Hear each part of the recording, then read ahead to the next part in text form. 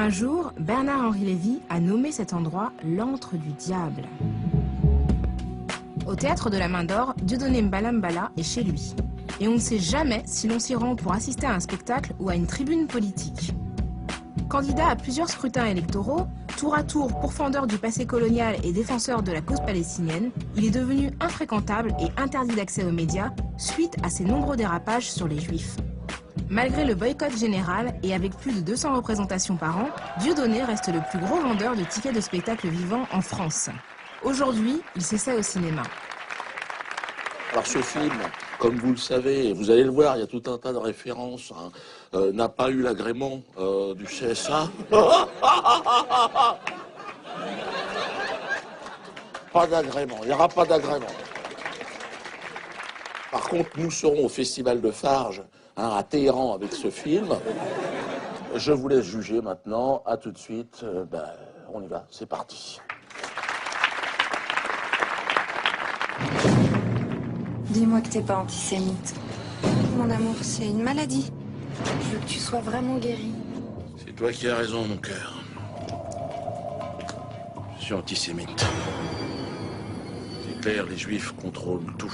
Les médias, la finance, la politique.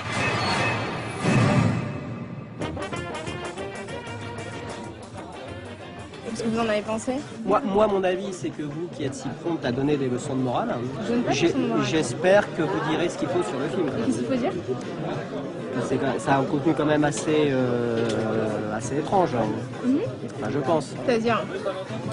À mon avis, Diodo dévoile librement. Il s'est lâché, quoi. Ouais. Il s'est lâché. Je pense qu'il s'est lâché dans ce film. Est-ce que vous pensez que l'humour a des limites? Ouais, il y en a, mais il ne devrait pas y en avoir. Voilà, c'est ça. Aujourd'hui, il y en a, mais il ne devrait pas en avoir. De l'humour, c'est de l'humour. Il y a certains sketchs sur certaines personnes, et ça passe mal, et c'est dommage. C'est dommage parce que l'humour, c'est quand même quelque chose de fédérateur, on rigole tous ensemble, et c'est dommage. Voilà, il y a des limites à l'humour, certes, mais il faut rigoler de tout, justement. Bien sûr, on peut rigoler d'un handicap, d'une maladie, d'une couleur, de la religion, de tout. On peut vraiment rigoler. Maintenant, ça dépend de qui ça vient et dans quel intérêt c'est dit. Et dans le public de Dieudonné, on croise aussi des polémistes qui apparemment ne sont pas venus là que pour rigoler. Est-ce que vous pensez que Dieudonné est sorti du rôle qui lui était assigné de manière implicite? Ça, c'est une bonne question. Je pense que tant qu'il faisait de l'antiracisme institutionnel au service des associations antiracistes montées par Mitterrand et sa bande, pour montrer systématiquement du doigt le français de base, il y avait tous les protecteurs des immigrés qui lui tapaient sur l'épaule en disant « t'es un bon nègre de maison ». Dès lors qu'il a commencé, comment il a explosé Dieudonné sur la cause palestinienne? Là-dessus, d'un seul coup, il s'est fait massacrer parce qu'il a poussé son antiracisme jusqu'au bout. Et on a vu là-dessus que normalement, au nom des valeurs de l'universalisme français, du respect du comique, de la liberté d'expression, etc., tout le monde aurait dû le protéger. Dieudonné avait déclaré ne plus accorder d'interview aux médias. Mais sur la question des limites, il a bien voulu me dire ce qu'il en pensait.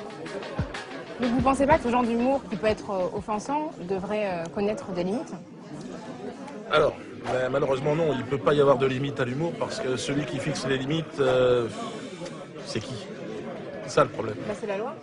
Alors voilà, c'est la loi. Donc ça veut dire que c'est aux politiques et à l'Assemblée nationale d'écrire l'humour et de faire de l'humour. Mais ils ne sont pas très bons. C'est ça le problème. C'est ça le problème qu'on a. Mais ça peut être ça, on peut se fier à un cadre. Moi je pense qu'il ne faut pas de cadre. Je pense. Il faut laisser quand même la possibilité au peuple de rire de ce qu'il a envie. Mais apparemment, il y a un cadre, puisque vous en êtes sorti et apparemment, vous n'avez plus d'accès aux médias. Donc, c'est qu'il y a un cadre. Non, mais alors, c'est vrai que je n'ai plus accès aux médias, mais je n'ai plus du tout envie d'avoir accès aux médias. Les médias n'existent plus. Il y a un ancien régime. Bien sûr, on ne me voit plus, mais je suis sur Internet. Je suis aujourd'hui suivi et soutenu par des centaines de milliers de personnes. C'est fini, TF1, France Télévisions. Le journalisme est terminé. Excusez-moi, vous vous lancez peut-être dans cette histoire. C'est terminé. Les gens n'ont plus besoin de journalistes, ils ont besoin de se faire une opinion par eux-mêmes. Est-ce que vous pouvez entendre que des gens soient offensés par les propos que vous tenez? Je les emmerde, mais profondément. Mais des gens qui... J'en ai rien à foutre de ces gens-là, comme ils n'ont rien à foutre de ma gueule. Et moi, je dis qu'on a la chance d'être dans une république où on peut dire ce qu'on veut. On peut. Qui va offenser ses concitoyens? Je suis offensé tous les jours. Mais oui, mais vous pouvez vous plaindre. Enfin, Ben vous non, êtes pas- je porte pas plainte parce que il suffit d'écouter Sarkozy, moi je suis offensé. Je suis offensé par ce qu'il raconte. Son discours de Dakar est extrêmement offensant. Et puis l'adversité rend beaucoup plus fort. Aujourd'hui, je suis arrivé le seul dans ma position parce que c'est pas parce que je suis plus fort ou meilleur, c'est parce que c'est comme ça, ça s'est fait comme ça. Et je suis forcément plus drôle que quelqu'un qui a peur de faire des choses que j'ai déjà faites. Donc moi, je n'ai absolument pas d'interdit. Parce que vous avez rien à perdre en fait. Non. Mais je pense qu'on ne peut pas aborder l'exercice de l'humour autrement. J'ai rien à perdre.